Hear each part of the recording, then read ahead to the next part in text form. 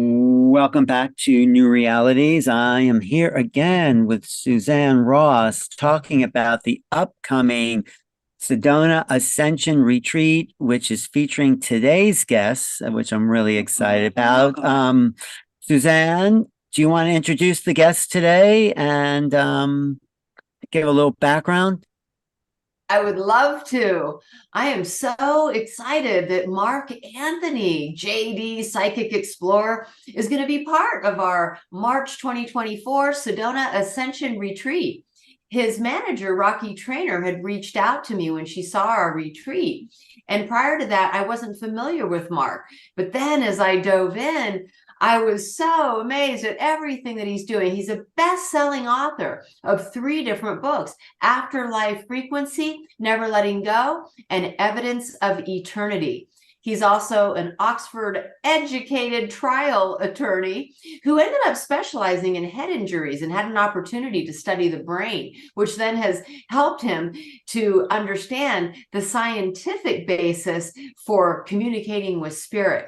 He is now a medium and comes from a family of mediumists. His father was a Navy SEAL who used his mediumistic abilities.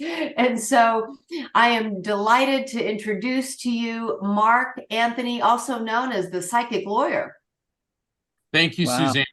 Thank you, Alan, for having me on the show. I've been really looking forward to this because, we got the Sedona Ascension Retreat coming up. And this is a really exciting event. I know a number of the speakers, their colleagues, their friends, and this is going to be a really incredible experience. So for those of you who haven't gotten your tickets yet, get your tickets because, Suzanne, they're going really fast, aren't they? Absolutely. Yes. We just came from a big event, so they started going like wildfire. Yeah, put up the poster, Suzanne, because I want to show everyone besides including Mark, who's going to be there because it's a fantastic cast of people. There it is.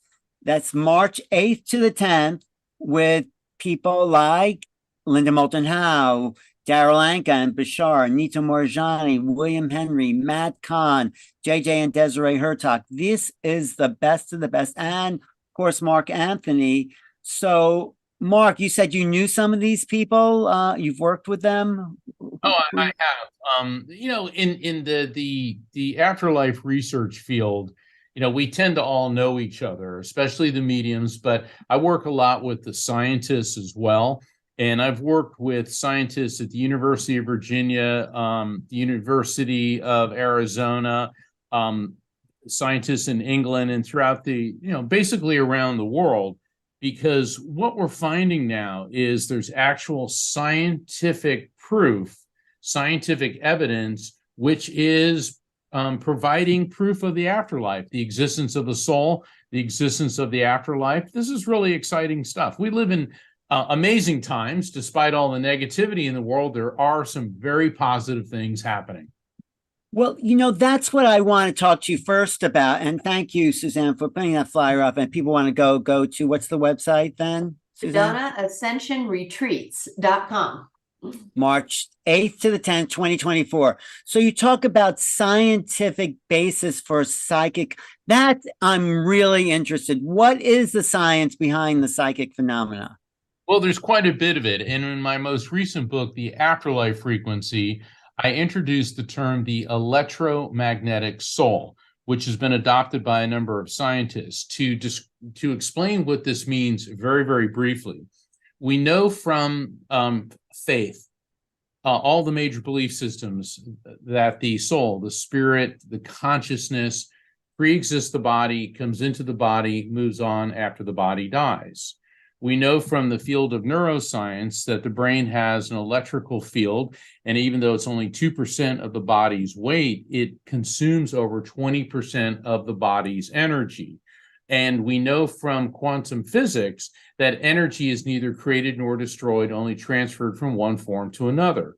So when we study quantum physics, we know that everything is made of molecules, which in turn are made of atoms, which in turn are composed of electrons, protons, and neutrons, which are composed of the smallest particle of electromagnetic energy known as a quantum. That's where the term quantum physics comes from. And that's really exciting when you think about it, because everything, and when I say everything, I mean our bodies, the chairs we're sitting on, the radio waves that this show is being broadcast on, the rings of Saturn and beyond are all at the subatomic level made of the same electromagnetic energy. So I created the term the electromagnetic soul to describe what we really are, which is pure consciousness, a soul, a spirit, that is eternal electromagnetic energy. And so this is the basis for understanding the existence not only of the soul, but the afterlife, reincarnation, near-death experiences, shared-death experiences, out-of-body experiences. And that's part of what I'm going to be talking about in the presentation that I'll be giving at the Sedona Ascension Retreat in March. I love this because people have been looking for a long time for the science of incarnation.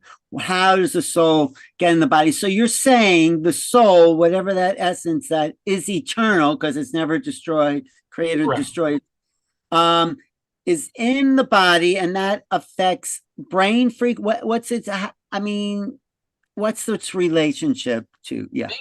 Yes, that's a great question, Alan. Thank you. In fact, I appreciate you asking that. Think of the brain as a computer hard drive. Now, your computer hard drive did not create the Windows program, nor did it create any of the other programs that operate on it. It merely hosts it.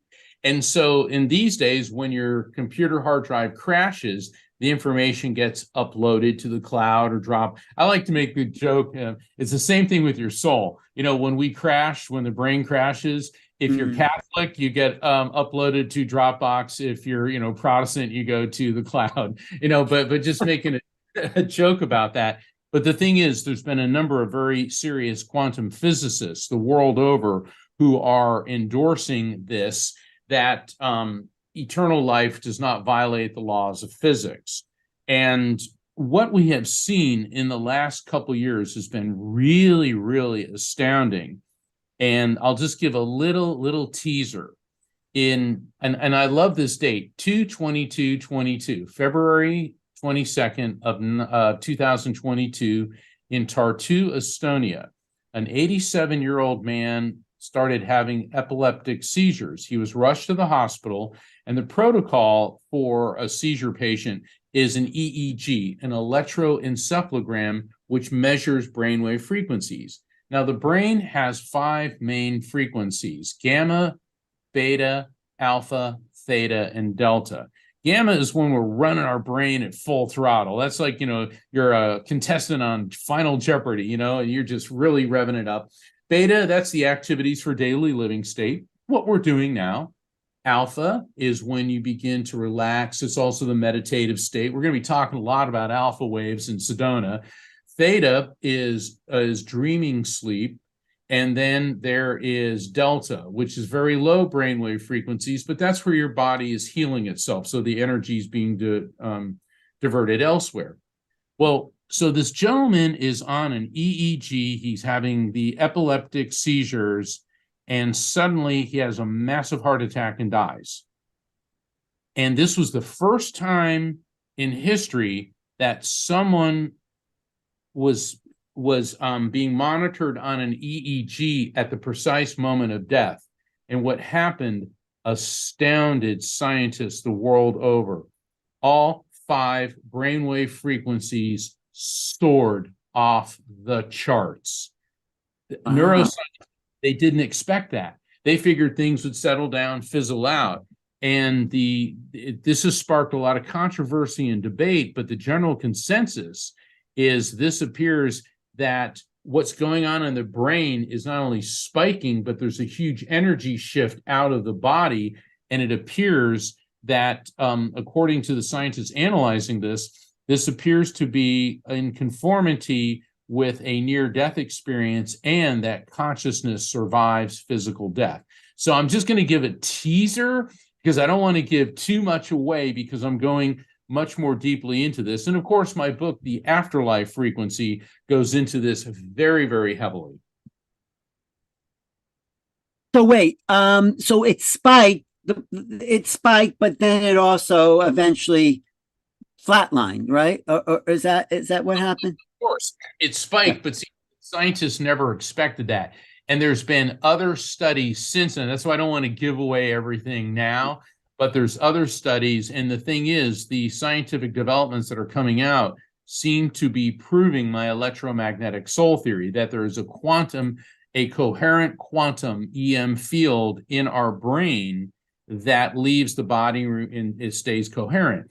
And this is what near-death experience research has been saying for the last 50 years, is that when we die, our consciousness, the who and what we are, what I call the EMS, electromagnetic soul, not only stays coherent, but is able to perceive things and is able to leap from our dimension to another one.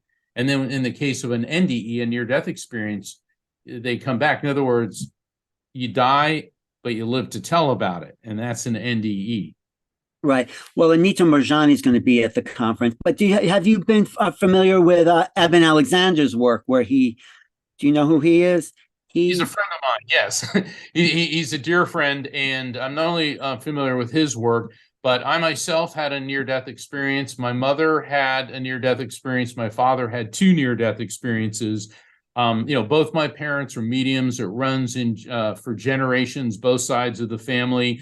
So, Dad was the Navy SEAL. Mom was the commercial artist. We were the all-American family next door, sort of. Okay.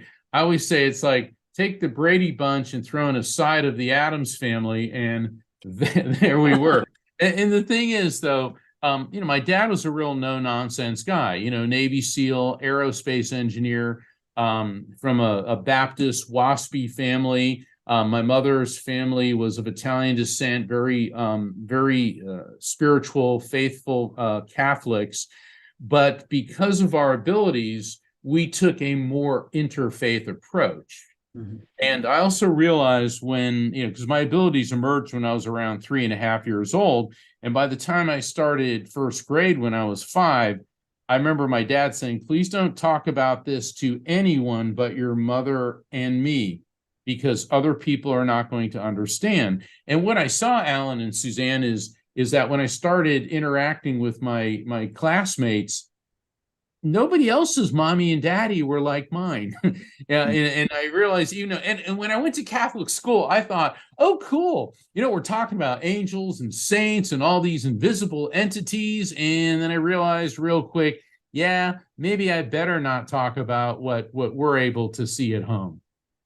Wait, so let me just, I just want to understand the science of the soul, but I appreciate your story, of course, because you've had a life of training. So in near-death experiences, the actual vibration of the soul, what you're calling the soul frequency, leaves the body and comes back in, or doesn't quite leave, or what do you think is happening in near-death?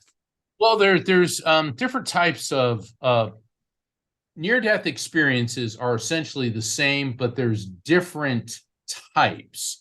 Mm-hmm. In other words, in the case of Eben Alexander, he never physically died, but his consciousness left the body. Then there's other people who flatlined entirely, thought to be dead, like George Lucas, okay? And then all of a sudden he comes back to life. And the thing is, these resurrections have been documented for thousands of years, and they baffled religious leaders, they baffled physicians, and it was only in the last 50 years when Dr. Raymond Moody applied the scientific method to observing this phenomenon, and then he actually gave it the term a near-death experience. So let me explain.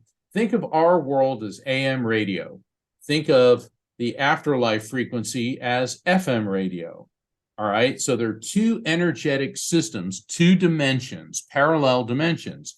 And what happens in a near-death experience is that when somebody physically dies or they're in a severe comatose situation like Eben Alexander, their EMS, their electromagnetic soul, begins to raise its frequency, and it will touch that afterlife frequency. It's kind of like on a rubber band. It's like, and then whack, and then it comes back. Whereas in a death experience, you don't come back. Well, at least physically. So that's what's going on here. So essentially, in a near-death experience, in mediumship, out-of-body experiences, after-death communication, what we're getting is a frequency overlap between the two dimensions. And it's in between those dimensions that this overlap occurs. So you mentioned, oh, go ahead, Suzanne, you're muted. I don't want to take up all the questions. I can talk to Mark a long time, but go ahead. I have just read through his book, The Afterlife Frequency, and wanted to bring in some of what he had talked about. As far as that goes, relating the near-death experience zone, the NDE zone that you call it, with people who are able to raise their frequency enough to become a medium during a session with someone who wants to connect into the afterlife, and the ability to have an experience during meditation of raising your frequency and then tapping in to what we might call the Akashic field. And it seems like all of those experiences are in that same zone. And it's a raising of the frequencies along with an increase in the brainwave activity. Precisely. And, I just saw a video where Paul McCartney was talking about, he said, everything's frequency and music is just frequency. And he said, you can listen to something with no lyrics, like a piece of classical music that brings you to tears. Now, why is that? He said, it's a frequency that is affecting something in our brain, which triggers this frequency response. And it was so, and I was thinking, who else but Paul McCartney could have explained it in such an eloquent fashion? And so it's, frequency, we're familiar with it because of music, because of radio. But when you look at things from a quantum level, from a subatomic level, everything vibrates. It all vibrates at different frequencies. And so that's why this pen may be on the subatomic level, the same electromagnetic energy that I am, but it vibrates at a different frequency. Ergo, it is what we refer to as an inanimate object, but the frequency of a living person is vibrating at a much higher level. And, people say to me, they go, well, that's really hard to wrap your head around. And it's like, you think? I mean, come on, this took Albert Einstein, Werner Heisenberg, Max Planck, Richard Feynman. I mean, this took the greatest minds humanity has ever produced to explain this, to discover this and explain this. And in the last century, due to quantum physics, we're seeing this quantum leap, pun intended, in our understanding of these things. And it's really fascinating is people of faith have been saying this for thousands of years, but they didn't have the technical vernacular to explain it. And now we do. So this Ascension Retreat that Suzanne's putting together is sort of based around the fact that the frequency of the earth, of these earth bodies, is ascending. It's increasing its molecular vibration. Do you have evidence of that? Do you feel that? What do you know about that? Is that directed to me or to Suzanne? Yeah, well, to you and then Suzanne. I mean, I'm interested in what you have to say, Mark. Yeah. I mean, about ascension. Yeah. Yeah, that's a very difficult question to answer because certainly people like Suzanne are creating a forum to show people that there is a different way, there's a better way. Jesus, Buddha, Yogananda, Paramahansa, St. Francis of Assisi, and we can go throughout history and see all the great avatars, the great spiritual teachers have been saying there is another way. I mean, Gandhi said that there is no path to peace. Peace is the path. And so by us raising our vibration, we're showing the world that there is a better way. Unfortunately, and I don't want to get political, but the world is filled with people that are heads of countries and have their finger on the button and weapons that are not at a very high vibrational frequency. And so there's this polarity in the material world. And there's a lot of folks that I've encountered. They're like, oh, if we send happy vibrations, the whole world will become the Republic of Kumbaya, and we'll all just hold hands and sing. And it's like, well, that's very nice, but that does not appear to be what the material world is. I don't believe in hell, but I do believe that there are people in this world that are going through hell.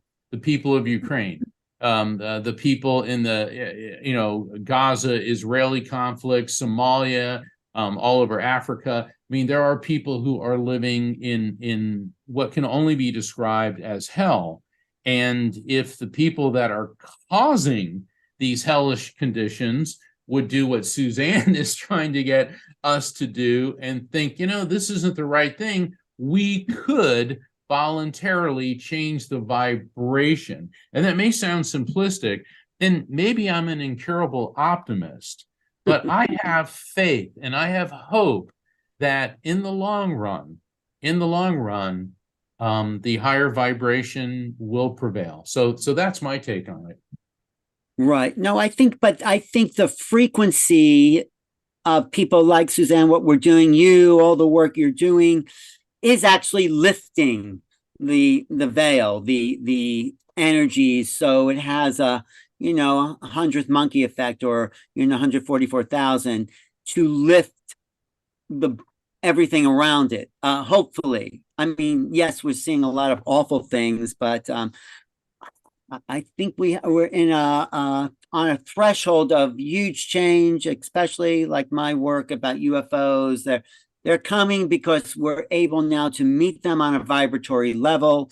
And so hopefully the world is changing for the better. Alan, if I may, and I'm familiar with your book, and it's an awesome read. If anyone hasn't read Making Contact, read it. Did you ever have the privilege of interviewing or meeting Calvin Parker? No. Oh, tell me who he is. I haven't, but no. Calvin Parker, I'm honored to call him a friend. He passed in August 2023, but in October of 1973, he was 19 years old, and he was in Pascagoula, Mississippi. Oh, yes. I've heard about that case. Yes, it's a famous case. You're right. Yeah. UFO came out of the sky, and these robotic entities abducted him and Charles and subjected them to all types of experiments. Yes. And over the past 50 years, Calvin has been subjected to polygraphs, truth serum, hypnotherapy, interrogation, all the way up to the FBI. And the results were always 100% truthful. And I got to know him over time, interviewed him a few times, and I would call him on the phone and we would just talk. And he divulged to me that he was abducted a second time about 20 years later. And I mean, we could spend the entire episode without his friend, right? It was just him that got abducted. Without his friend, because they had a falling out, because his friend was trying to cash in on it, and Calvin was like, he didn't really want to. He felt that this was a completely different. There needed to be a different path with this, right? And basically, Calvin said he felt that they were here not just to take samples from humans and treat us like lab rats. He said, I think they're here for some type of higher purpose. He said, and I think they may even want to save us.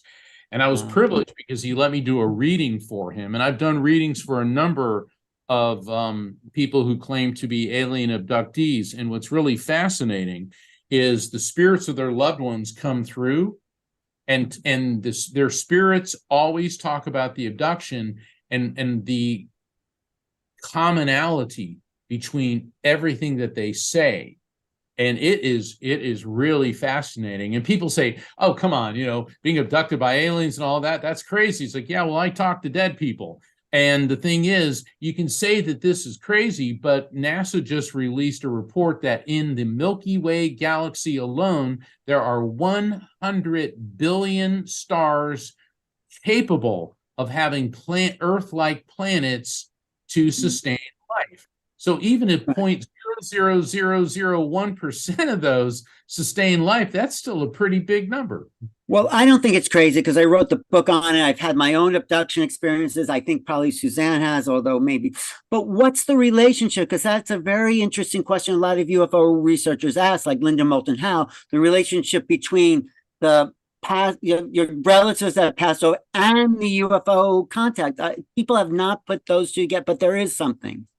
Well, in all the readings that I've done, their spirits say that the reason that these particular people were targeted is because of how they metastasize, or how they metabolize protein. Mm-hmm. And it was really fascinating. And I said, well, tell me about that. And the spirits all said how they metabolize protein. So I was having a discussion about this with Chris DiPerno of MUFON, the Mutual UFO Network. I'm sure you know him. And I said that in all the readings I've done, the spirit said that they're being targeted by these aliens because of the way they metabolize protein. And he said, what did you say? He goes, Mark, every one of the abductees that I've debriefed talks about an insatiable craving for protein. And, yes. and you too, okay? And yes, me too. Called Calvin, and he goes, Mark, I can't get enough of the stuff. And Chris even said one of the people they interviewed right after the experience tore open a bag of hot dogs and ate them raw. And and the protein craving never ends. And so we had this big discussion. Well, what does this mean? And Calvin said, I felt like I was a lab rat, that they were taking things from me. Now, the working hypothesis is that they're extracting human DNA, possibly for some type of hybridization program between our species and theirs. I believe that. I believe that's exactly what's happening. Yes. And I had a reading, this was within the last year. I was doing a reading for this mother and her son. And during the reading, her mother came through and I said, wait a second, your mother's talking about, you guys saw a UFO, but you weren't. And she said that the reason they didn't take you is that you were close, but not exactly what they were looking for. And all of a sudden, the mother and son start freaking out. They go, oh my God. They were saying like a couple months ago, they were somewhere at night and they said this metallic object came out of the sky and hit them with this light and they couldn't move. And all the abductees talk about the light. It's like this paralyzing type ray. And they said, and then all of a sudden it left.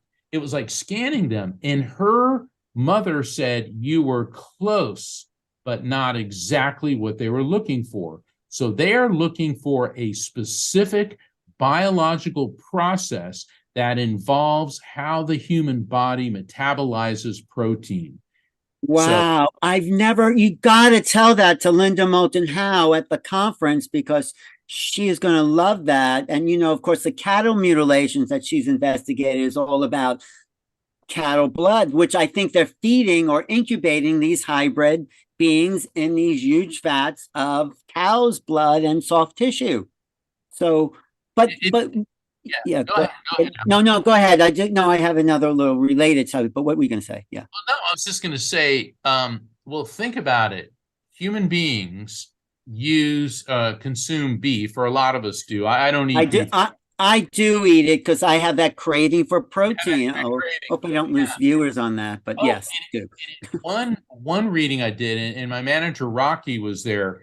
I was doing a gallery event in Colorado, and I was drawn to this young man, and he stood up, and he looked like Tom Cruise did in the first Top Gun. He had those chiseled, he's like, okay, the perfect Photoshop guy with the crystal blue eyes and all this. And his grandfather's spirit came through, and it was very good. And then all of a sudden, the grandfather started talking about the grays keep coming for you. And this guy started shaking. The tears came out of his eyes, and he said, they come for me. They won't stop. And his grandfather said, change your diet, and you will make yourself less interesting to them. And this is coming out of my mouth, and I'm telling him this, and he's crying. And this was before I did the reading for Calvin, and I also did a reading for Nancy Tremaine, who's another high-profile abductee, and then other people that I've met along the way. And all of them, it was always protein. And some people say, well, that's not a very complicated process. And it's like, hold on. The way we're metabolizing protein, humans, one of the major sources of protein for a lot of people is red meat, generally coming from cattle. So when you start looking at all the pieces of the puzzle, we have some of the pieces. We don't have all the pieces, but none of these things are random. And I know that we're going off on somewhat. I love this, but that's fine. Well, but we're not, though, because it's also with spirit communication, with near-death experiences, with after-death communication, out-of-body experiences. Now, what is the commonality between all of those experiences is we're having interdimensional contact from a place separate from our dimension to here. Let me explain what I mean by that. In the paranormal investigations, you get the shadow people, you get spirits. In mediumship, you get spirits. After death communication, you get spirits, UFOs. Now, according to Einstein's theory of relativity, nothing can exceed the speed of light. So if aliens are coming from 1,000 light years away, it would take them 1,000 years at the speed of light to get here. But according to the Albuquerque metric, a Mexican physicist, Alcubera, developed a theory that if a spaceship were able to generate an electromagnetic field around it of sufficient magnitude, all right, so think of here is where the aliens start, here is where they're going. Instead of traversing 1,000 light years, by creating this warp bubble, they are folding space-time and able to jump from one coordinate in space-time to another. And I know that you think of Star Trek and Star Wars with warp drive, but this is a real concept that those science fiction series have borrowed. So it appears, and this is part of the research that I've been doing with paranormal investigators, that we have different entities, be they aliens, shadow people, spirits, elementals, using a similar energetic modality to quantum leap from one dimension to the next. And that is why people, they say, oh, UFOs and spirits and angels and all this interconnected. And John Q. Public says, yeah, these people are Fruity Tunes, because we don't have all the pieces to the puzzle yet, but we're getting them. Well, what do you think is that I mean, Hal Puthoff told me when I interviewed him, you know who Hal Puthoff is, that yes, it seems like UFOs seem to bend space and time, but you need a lot of energy, he says, to do that. Yeah. Correct. And physicists on planet Earth say that this is possible, but humans do not yet we haven't developed the technology to do this. So that's why we may see a UFO flying through, it's not a tin can flying through space for 1,000 years, but rather an interdimensional vehicle capable of generating a warp bubble that allows this fold in space-time, and therefore that does not violate Einstein's theory of relativity, because they're not exceeding the speed of light, they're just sort of bending the rules, if you will. Right. It's the Einstein-Rosen bridge, if you saw that experiment he did. But also, according to Bob Lazar and other people who've worked on reverse engineering of downcraft, there is a mechanism in these ships that generate a huge amount of energy. And right. They have that ability. We don't. Now, there's another thought that the generation of this warp bubble can't come from within the bubble, but from without. So what does that mean? Does that mean there's some big like space dock device that creates it? Or if once again, our scientists may not yet have figured it out, what you're saying is doing the reverse engineering from the recovered craft is they do have this technology. So it certainly is fascinating. My dad, the aerospace engineer, I remember him telling me, see, my parents had me later in life, and my dad was a young engineer, and it was the 1950s, and he was at a laboratory in California, and he said, and he had a top secret security clearance, and he saw in this laboratory, they were growing silicon chips. And he said, growing silicon chips? How did we get the idea for that? And the vice president of the company that he worked for, and I believe at the time it was Reaction Motor, which I think eventually became Morton Thiokol, said to him a few years ago in New Mexico, something crashed. And the government said it was a weather balloon, but they brought in all the high-tech firms, and we found something, and it gave us ideas. Now, Dad firmly believed Roswell was a total cover-up, and he believes that he saw at least, fallout proof of it, that the silicon chips were the result of that. And what my father explained to me is that within a few years of Roswell, American electronics firms developed the transistor, and the transistor was the greatest leap forward in electronics technology since Edison's team invented the light bulb, and certainly since Tesla invented AC/DC. And then from the transistor, which we don't use anymore, we quantum leaped over to silicon chips. The microchip, you mean microchips? Microchips, and according to my dad, all of this was reverse engineering from the Roswell incident in 1947. This is what Colonel Corso actually says in The Day After Roswell. He says, Really? yes, read that book, The Day After Roswell. And Linda Moulton Howe talks about this too, because she got it right from Corso, that's exactly what happened. So this COVR warp drive, have you heard of that? The COVR warp drive? Yeah. That is another thing I think they got from UFOs that will bend time, space, like you said, and give us the ability not only for space travel, but imagine free energy for everyone on the planet. Do you psychically tune into that possibility? I pray for that possibility.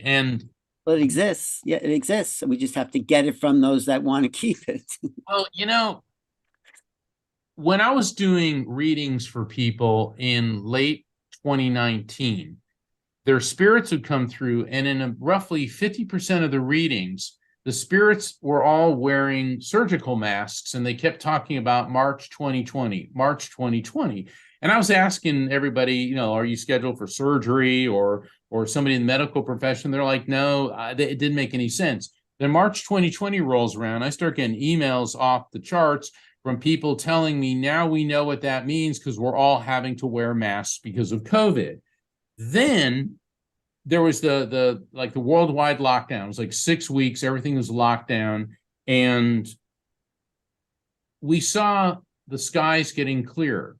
In Mumbai, India, and in Beijing, China, people could see the skyline because factories were closed down, the pollution subsided, dolphins appeared in the canals of Venice, animals started, being seen in places that they hadn't, plant life was regrowing, the ocean was regenerating.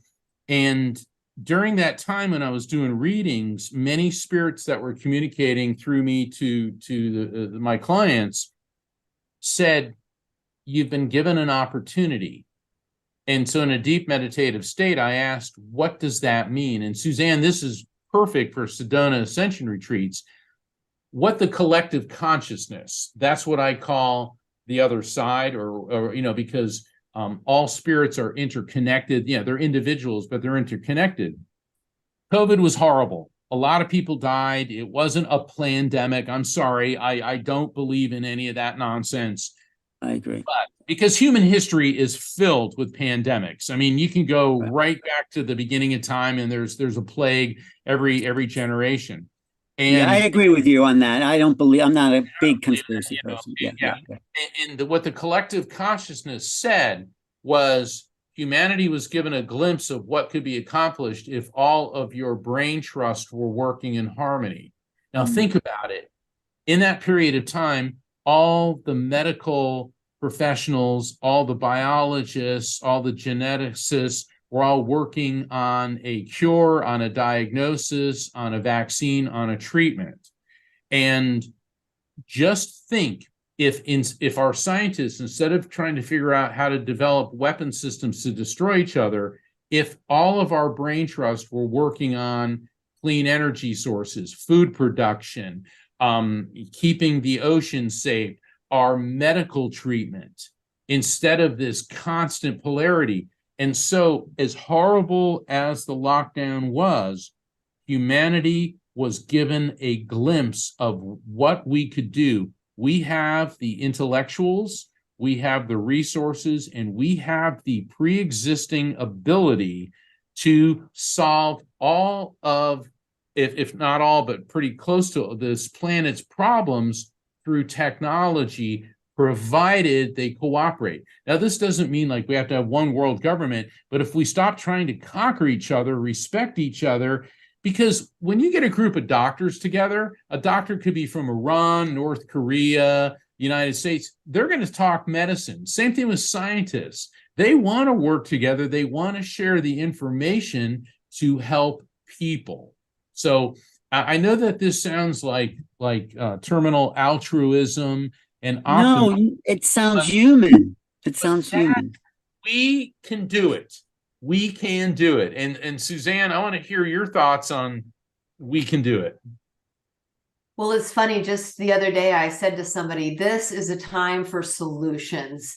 We need alternatives to the way that we have been operating on this planet.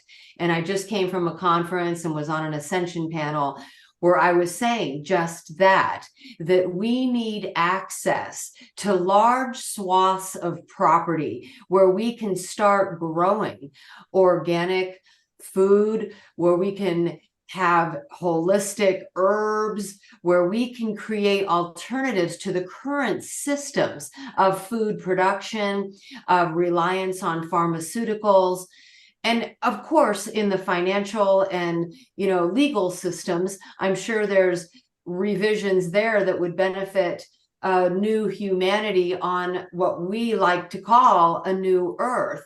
And I believe this new earth is becoming, but it's up to us to create those solutions that benefit all. And when I say all, I mean the plant and animal kingdom as well. So if we treat our biosphere in a way that is healthy for it, and we're not using as many of the production techniques as we do now, like you said, the factory shut down and the air cleared up and animals started coming out, right? And so we should learn from that and understand that there can be healthier, holistic approaches to creating a new higher way of living and being that benefits all. But therein lies the polarity, because we still have greed on this planet, where there seems to be a select few who depend on hoarding the resources and making money, tons of money, off pharmaceuticals, off mass food production, off GMOs. And so as long as they're hoarding the resources and they keep pushing forth this type of food production and pharmaceuticals, we won't be able to have this new higher way of living and being be the primary way that we grow food and have more holistic approaches to healing. Right. So, I love your point of view and perspective, and you're probably one of the few people who have such a broad view of reality. Most people are pretty much flatlanders. They live in a very two-dimensional world, and then there's the astral or psychic level, and then maybe you get some ET believers or no, but you put together, and I really appreciate the realms of being. And I want to know, is there a direct relationship between the ETs and those who have passed over somehow? Well, I certainly, in the readings that I've done for abductees, their loved ones in spirit are fully aware of the abductions. And I know that there's some people who say that extraterrestrials and spirits are closely related. That has not been my experience, but I remain open-minded. Okay, what has not been your experience? You're saying that they are, but you're saying you are talking to both, right? They're not. Yeah, well, no, I wouldn't say that when I'm doing a reading, I'm talking to aliens. I'm talking to spirits of human beings who have physical. But there are some of my colleagues who say that aliens and spirits are interrelated somehow. That's why I said that has not been my experience, but I remain open-minded about that. And the spirits I've talked to, which are, I've done over 15,000 readings, and usually in a reading, you get about 5 or 6 spirits coming through. On the average, I've had as many as 24 spirits in one reading for one person come through. So I've communicated with a couple 100,000 spirits, and they don't say that they're ETs. Okay. No, they are not ETs, but they do say that there are aliens and that this is all part of, some of them are in different dimensions. Some of them are in our dimension, but just in far off, planets. I mean, it's like we were talking about before. It is naive and foolish to think that Earth is the only place in existence with life. And it would also be rather pathetic to think that human beings are the supreme pinnacle of evolutionary intelligence ever.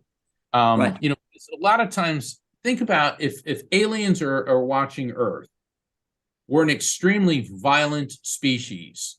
We deforest, we pollute, we consume more than. I love what the Native Americans say is, don't take more than you need. And I like the take only pictures, leave only footprints, but that's not human beings.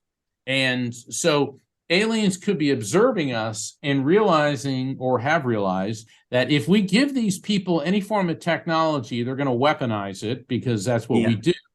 Or on the other hand, they could be about as interested in us as we would be an anthill. Or they could be biding their time for when they're going to directly communicate. Because if their intentions were aggressive and nefarious, if they possess the type of technology to quantum leap from one dimension or fantastic distances to another within moments, they certainly have the technology to invade and conquer us.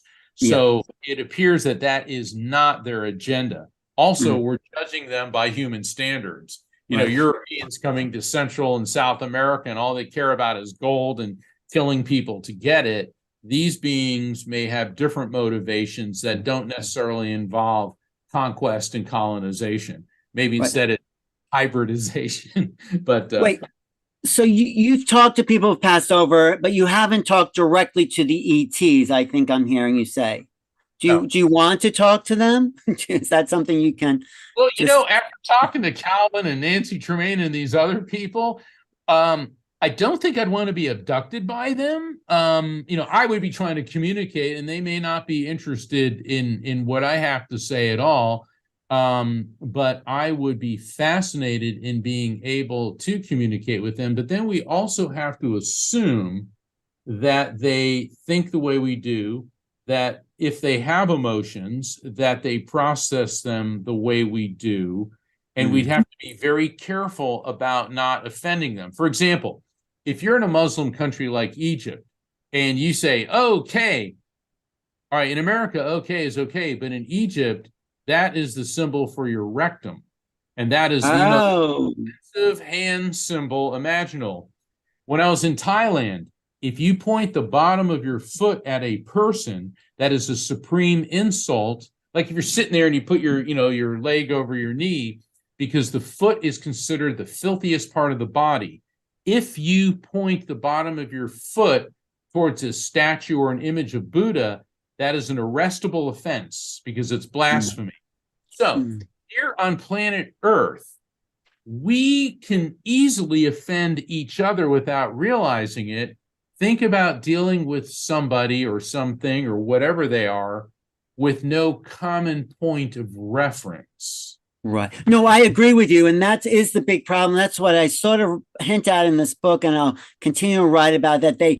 their perceptions of reality are totally different. I don't think they have a moral quality, but I think if you're interested, and just suggest that they don't have the same types of emotions, and if you were to communicate with them, you might have to shift the way you think of human beings and how you pick up signals of psychic impressions from, maybe, I'm guessing, their emotional body, and pick up different types of frequencies from the ETs in order to translate what they are communicating to you. Does that make sense?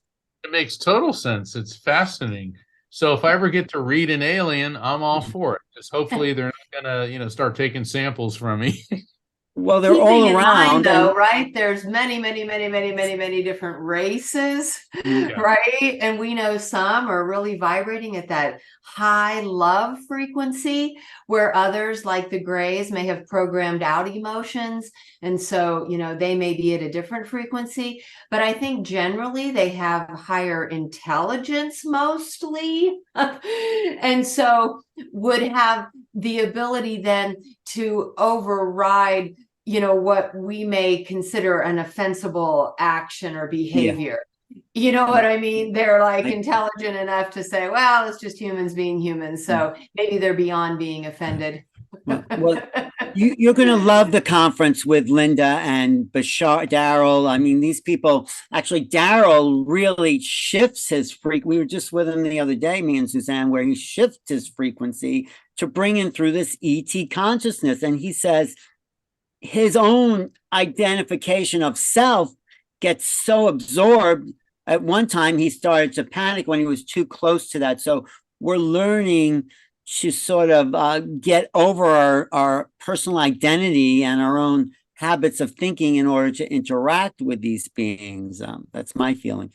But one question I want to say, getting back to the science you were talking about, because, I mean, ETs are interesting and we love them, sort of love them. But, your expertise is in the science and the science of the spirit. And when someone's soul essence leaves their body, does that soul frequency remain intact? And is that detectable, like maybe as orbs by instruments? I'll talk about that a little bit. Well, yes, the EMS, the electromagnetic soul, does remain a coherent quantum field, and people can perceive them in many ways. Orbs, an orb is a ball of light, in other words, energy. So some people perceive it that way.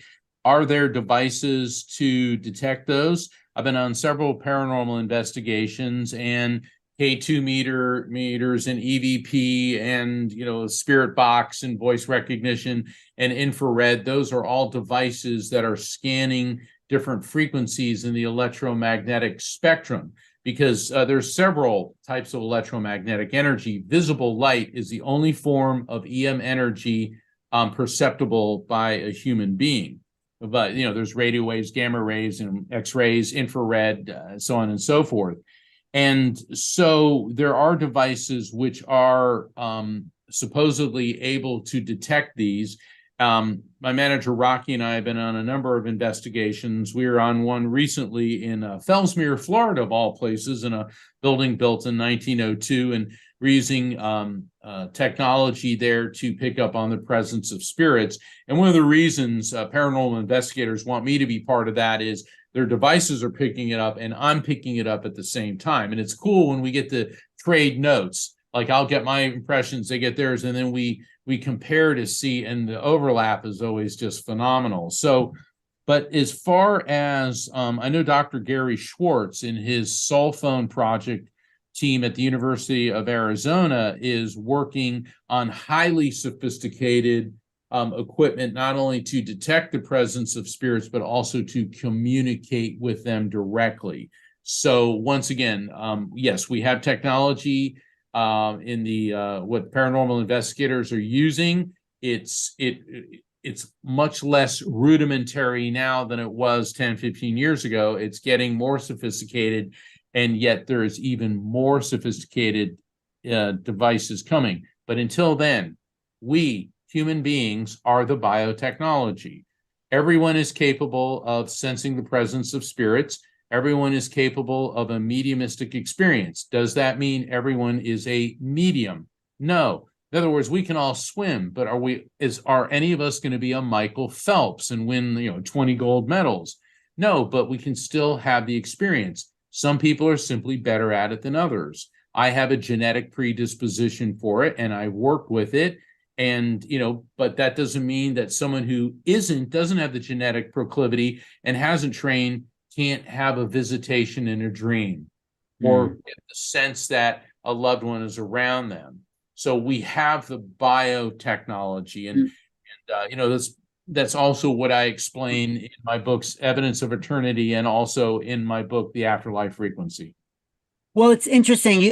I think maybe as they develop more and more sophisticated equipment, you might see that each soul has its own soul frequency signature. Sure. Why wouldn't it? Why wouldn't it? Yeah, because different spirits feel differently. Different spirits feel differently. Like when I'm doing a reading for somebody, and when the first things I get is their gender, but then I may get an idea of their connection to you. And if I feel that somebody's on your generational level, that would feel different than someone who's on a level above you, like a parent or a grandparent level. So, and the thing is, think about our fingerprints are so unique. So is our DNA. So is, the layout of our eye. Well, guess what? A giraffe's spots are as unique to an individual giraffe as fingerprints are to a human. So it's not unusual throughout the biological life forms for there to be individual distinctiveness. And it is logical to assume that spirits also have their unique individuality. And I know that they do. Because while we're all energetic beings, while we're all electromagnetic souls, the gift that the divine has given to us is our uniqueness and our individuality, and not even death can wipe that out. So if everyone had their own signature and you can measure it and record that, if people were reincarnated, they would have the same signature as who they were before. Is that possible? Is that too far out? I do talk about that in my lecture on reincarnation, which I'll be giving at another conference, Suzanne. I do go into that. That's a very complex question, because people say, well, what if my loved one has reincarnated and I can't connect with them? It's like, once again, you are limiting the infinite through the finite. Our EMS is an infinite being, and it's a multi-dimensional entity. So yes, we're here in this body, but we're energetically connected to the collective consciousness. So, and I explain this in great detail in Evidence of Eternity, my book before the Afterlife Frequency, and in the lectures that I give on reincarnation. So for people out there who are worried about going to a medium in the event that your loved one has reincarnated, don't worry about it, because even if they have, we can still communicate with the higher aspects of their EMS as it's interconnected with the collective consciousness. So don't worry about that. Right. So their EMFs, like their soul, is that embodied on some, we have these physical bodies that contain this. And then when the soul is just without the body, is this also in another body, or like an astral body, or it's not just, what is, describe it? Yeah, I don't buy the whole astral body, and I know a lot of my colleagues disagree with that, because what spirits are doing, all right, you see them as a ball of light, as an orb, because they're an energy field, and then what they're doing is they're emitting waves of electromagnetic frequency that go into your brain and interface with your brain's EM field, and then that energetic impulse gets converted into recognizable concepts based on your memories, feelings, and cultural associations. So spirit connects with me, and it's presenting this to me, and I'll see an 85-year-old woman who died of cancer, and you'll say, oh, my grandmother was 85 years old and she died of cancer. Okay, because if she comes in looking 20 and foxy and all that, you're gonna be like, well, who are you? Okay, and similarly, if somebody's lost a baby and the baby comes in looking 32 years old and sophisticated, you'll be like, well, who is that? So what they do is they're going to give us identifiers. I also don't buy the as above, so below nonsense. People say, oh, your spirits are sitting at a cafe in Paris drinking coffee. No, they're not. what they're doing is transmitting to us a point of reference that you and I can relate to. And maybe they used to love going to Paris, sitting at a sidewalk cafe. And if you haven't done it, do it, because it's awesome. And drinking coffee. Okay, so they're creating something we can relate to. Why? Because as electromagnetic souls, they're pure energy, and they're interconnected with other spirits, and they're moving at the speed of light. So in the time it took me to say that, one of your spirits connected to you could have been back and forth to the moon about 15 times. That is how fast that they move. So they're going to give us something we relate to, because we, in a finite human body, and our brain is designed only for finite perception, cannot possibly grasp what it is to be an infinite being. So that's why when I hear as above, so below, and all this antiquated mindset from the Victorian era, which is the age of spiritualism, and that's why my work is to let's get us out of that into a much clearer and much more accurate understanding of what they're doing and what are they doing? I mean, because what do you do? I mean, yeah, talk, because everyone asks that. No, I never heard a good answer. I've heard people say, oh, being happy all the time sounds boring. It's like, well, is being miserable all the time exciting? It's like, ow, my back hurts. Oh, I'm sick. I've got the, leaving all joking aside, what are they doing? I've asked, and the response is, you can't possibly understand it. To which I said, you always say things like that. Come on, give me something. And the response was, it is evolution, growth of the soul, and learning. And I've been very privileged about maybe a dozen times in my life where a spirit will let me feel what it's like to be them. And I can only handle it for about maybe 5 seconds. It is the most amazing. It's like, if you ever go into a pool or the ocean or someplace where the water's that perfect warm color, temperature, where you don't feel your body at all. It's like, I can't feel my body. There's no pain. There's no stress. But then there is a sense of being connected to everything, everywhere. It is euphoric. It is peaceful. It is intellectual. It is filled with joy. It's empowering. And after a couple seconds, I'm wiped out. And I'm always happy that they do that to me at the end of the reading, because if they did it at the beginning, I'd be like wiped. And the way I describe it is, it's like being a single wire that suddenly has to channel all the electricity going through Manhattan. So to be them is to be this pure, euphoric, intelligent, loving state. What do? They're capable of learning things. They're capable of being places. They're capable of intervening in people's lives through synchronicity. They're capable of jumping dimensions. But to even begin to understand what they are and what they're doing is simply beyond our finite capabilities. And when I've asked about that, the response is, when you get here, then you can appreciate this. But while you are in the form you are, you need to be concerned with where you are and what you're doing. And when I received that message the first time, and I've received it several times, to me, it's very profound. And that's why we all have to make each day count, each moment count.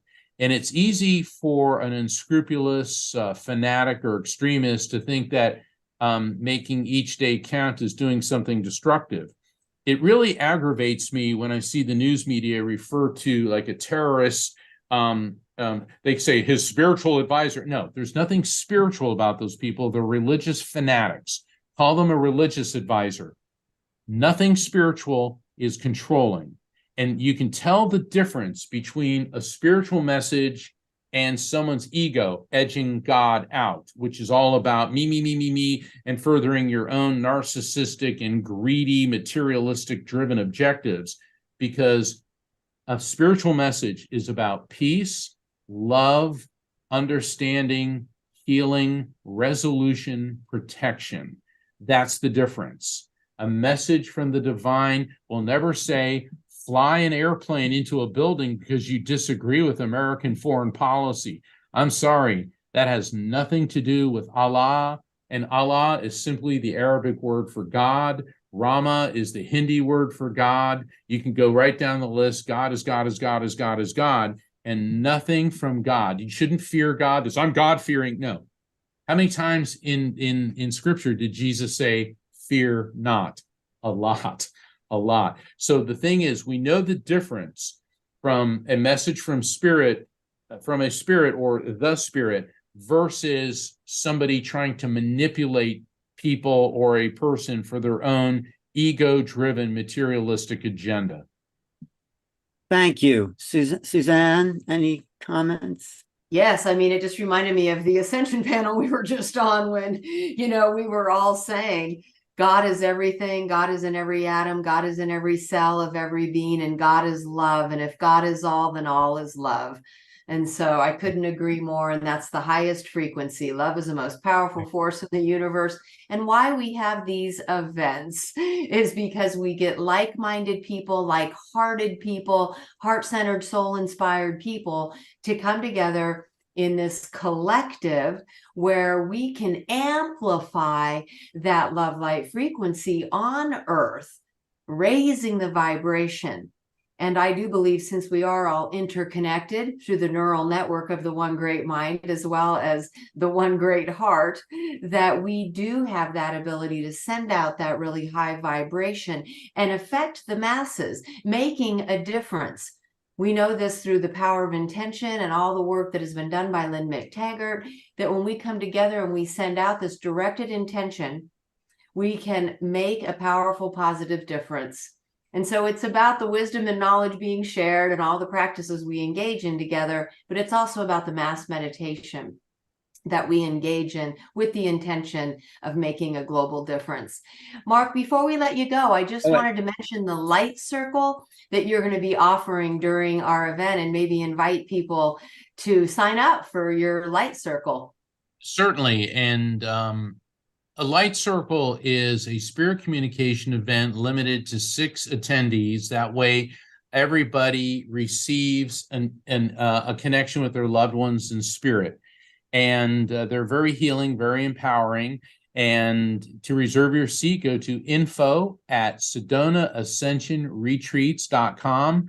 And I look forward to presenting my talk, The Electromagnetic Soul and Interdimensional Communication.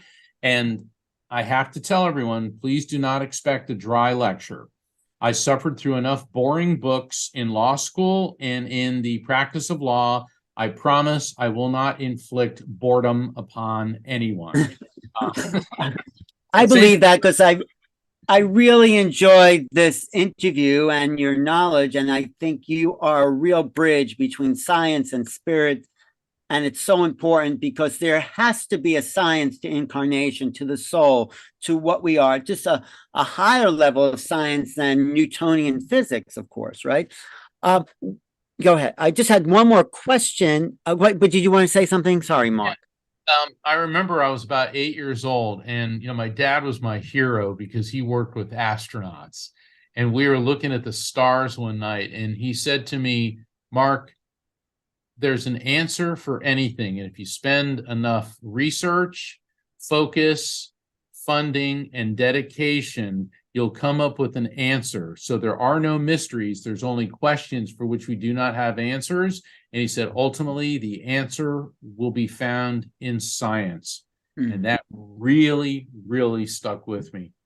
Science that is real science. A lot of scientists just write off the whole UFO thing, and something that Bud Hopkins used to say, a science, what does he say? Explanation without investigation is not science. Investigation in order to explain something, that's science. But most scientists are so trapped in their paradigm, they're not realizing that there's something new coming on the scene. And so that was the difference with quantum physics. It was a new way of understanding the reality we live in.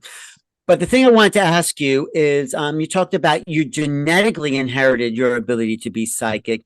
Is there a place in the brain that is more of a receiver of that? Because in remote viewers, they found there was parts of the hypothalamus that had more white matter that allowed people to be more receivers of remote viewing. What did you make physiologically understand? It appears to be the pineal gland, which is, if you take the center of your forehead, the proverbial third eye chakra, and go about 4 inches behind that, there's a small gland between the size of a grain of rice and a lima bean, and it's the most mysterious, most studied, and least understood gland in our brain. It controls brainwave frequencies, our perception of light.